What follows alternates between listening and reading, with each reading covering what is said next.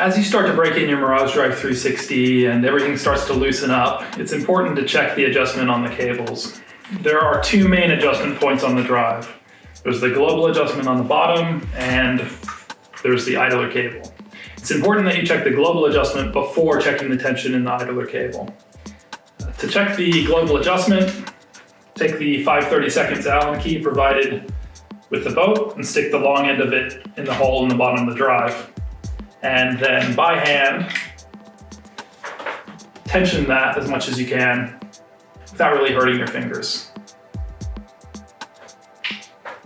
Once that's tensioned properly, you should feel a bit of friction as you turn the lower unit, but you should be able to spin it by hand a full revolution if you hold on to the cranks.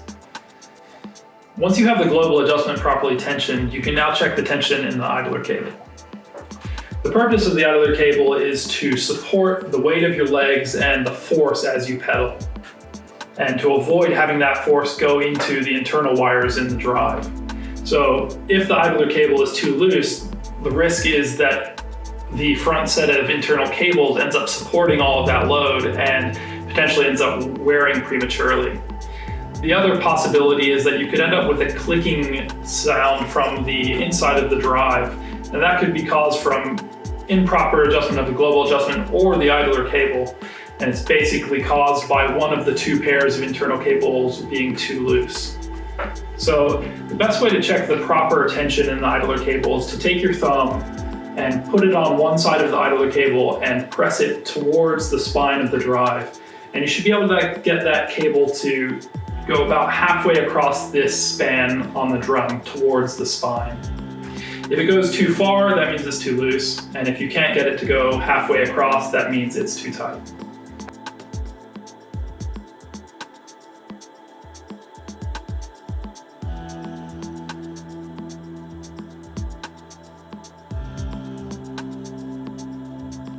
If you need to adjust the idler cable either to loosen or tension it, take the adjustment mechanism, move it to the second position, which will give you access to this nut underneath it, which is the end of the idler cable.